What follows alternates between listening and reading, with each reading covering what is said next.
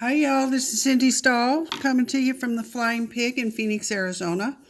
I have been asked to make a video on how to clean the Epic and how to remove the knife and put everything back together. Kind of similar to our diamond video that I did a couple years ago, but here we go. So I'm going to pull back this little, what I love to call the ejection hatch. I have been, just so you know, I've left her nice and dirty for the video because I've been quilt piecing all day. So I'm taking off my lid. I'm taking out my bobbin. My hands are pretty big, so I like to use the screwdriver right in here, and I'm going to very gently twist and pop. Oh, I just realized that you couldn't see that. My hand was in the way.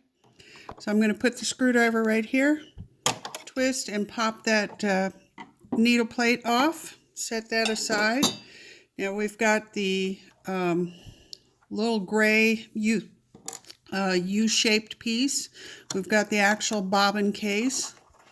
And if you can see that bobbin case, it's nice and fuzzy in there, if you can see that. I'm going to make sure to clean that one. And I've got lots and lots of fuzz bunnies in here, if I can point to it with my screwdriver. Fuzz bunnies around here, up here, and my feed dogs. So I'm going to attack all of those. Just so you can see a couple of my favorite tools. This is a little chubby, it's actually called a chubby brush. Paintbrush that I got at Michael's, and it's a natural bristle. It's one of my favorite cleaning tools for the machines. I also like to use just regular pipe cleaners.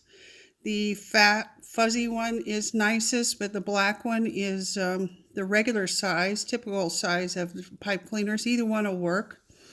And then every now and then, I don't have to use this very often, but this is a gun cleaning tool that a friend of mine purchased for me, and that fine little plastic brush sometimes reaches nicely, if you can see that. Again, this one is a gun cleaning tool, and I don't have to use it very often, but it does come in handy. My most favorite tool would be the vacuum, but I'm not getting the vacuum out today. So the first thing I'm going to do is just come around in the hook race area there underneath the bobbin case and get as many fuzz bunnies out as I can. Sorry, I'm new to filming with my cell phone. Can y'all tell? So I'm going to get those fuzzies out. I'm going to take the pipe cleaner and get out from around the feed dogs. And as you can see, there's lots and lots of fuzz there. I've been piecing all day, been happily sewing. So it's nice and dirty. I'm going to stick these pipe cleaners down in every little crevice that I can get into. You can see that this fuzz, I'm going to point to them here. So this fuzz is supposed to be there, as well as the little fuzz on your bobbin case. You see that right there that I'm pointing to? That's supposed to be there. This fuzz is not. So all of those are built in to help you catch random threads and keep it from where it's not supposed to be. So I'm going to take my pipe cleaner to my bobbin case. All in this metal area, this is your tensioner area that you hear us talking about quite often. If there's any random threads in that area, if there's too much of a fuzz buildup, you'll get very poor tension in here. So always want to make sure that's clean, and the way to keep, avoid any issues is to clean it frequently.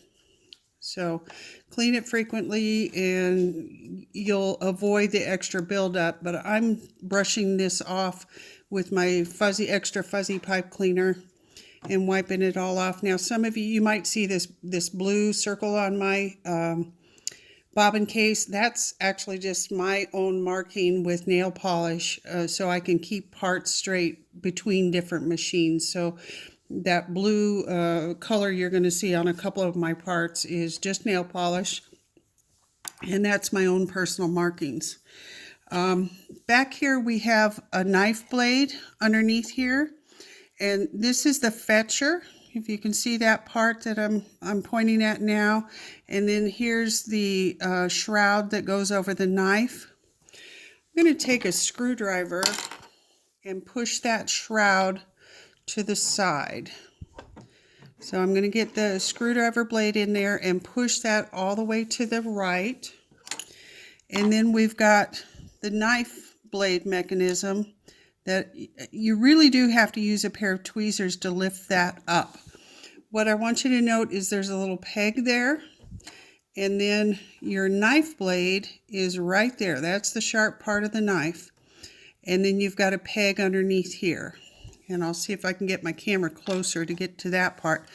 But you've got, I've got lots of fuzz bunnies here just in a day's worth of time. So I'm going to take my tweezers. Sometimes I take my screwdriver blade and kind of scrape against that fuzz that's right there and up against the metal, and just kind of work out as much of it as I can. Between the screwdriver and the knife blade, or excuse me, the screwdriver and the tweezers, I can manage to get all those fuzzies out. So once you're satisfied with that, I'm going to get a hold of my knife blade again with my tweezers. These knives are really, really sharp, gals. Very sharp. So you want to be sure. I always grab it with the tweezers, but I'm putting this little tab in. There's a little hole that it came out of. I'm going to put that in first, and then I'm going to take my screwdriver to kind of pull away all the fuzz from the other end and just let it lay back down. If you're putting that knife mechanism on top of the fuzz or getting the fuzz caught underneath it, it's not going to seat in as far as it needs to. So once I've got that out and cleaned and back in, then I can pay attention to the rest of what needs to be done here. As I'm rotating the hand wheel on the right of the machine, and you can see this access hole that appears. If you can see that coming around right here, you can see. I'm going to rotate that and kind of stick my pipe cleaner in there as much as I can. See, I'm coming up with fuzz. And just keep rotating and sticking it in there and pulling out more and more fuzz as necessary, until I'm satisfied with it getting clean. The best cleaning is always in using your vacuum cleaner in addition to this. But as I said, vacuum cleaner is a little noisy for the video. So that's the only reason I don't have the vacuum out right now. So I keep rotating that access hole through. I'm going to stick my pipe cleaner down in here and see if it grabs any more fuzz. There's lots of fuzz there. Lots of fuzz there, and just keep going until I'm completely satisfied. So I'm going to get my, by the way, I took off my presser foot, so it's just out of the way and you can see those feed dogs better. I'm going to stick my pipe cleaner back behind the feed dogs, see if there's anything here I can grab. Those fuzz bunnies propagate real easy, so they build up very, very quickly. I see a great big piece of fuzz in there.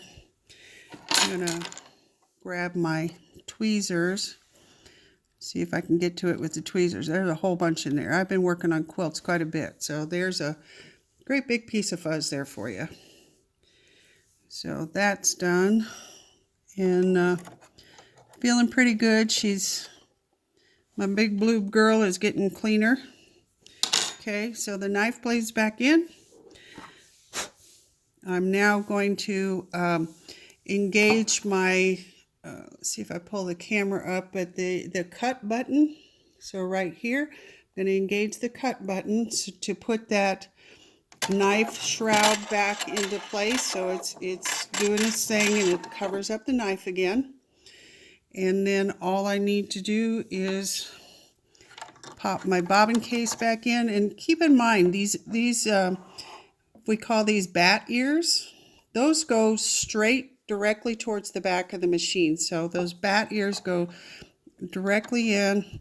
If they get crooked, I saw somebody on one of the other groups a couple days ago that the bobbin case can actually seat in there crooked. And if you can see that bobbin case is crooked there, the bat ears are going towards the back right of the machine and not strictly towards the back. This will cause you major problems, so you want to make sure the bat ears go directly towards the back. Okay, and you'll have a little bit of wiggle waggle in there, and that is absolutely normal. You just want to make sure it's flat. And then you're going to put this piece back in, so you can see my blue dot on there again. Just my own personal color markings. So get that so that's nice and flat. And we've got the needle plate. Now this needle plate has tabs on it, and those tabs go directly to the back. Get the tabs seated in, and make sure that the back of this plate is all the way up against the white part of the housing before you start to push down. And so, see, mine's a little crooked. There we go. And so make sure it's all the way to the back here, and then a nice hard click down, and you're ready to install your bobbin once again. So make sure that H is on the top side, and bring it around behind that guide. And I never cut until my lid is on. So pop my lid on and then trim my thread. Okay, and that's it. I hope that helps a whole lot of you Epic gals. Clean out that Epic and keep your big blue girls nice and clean. So, bye y'all.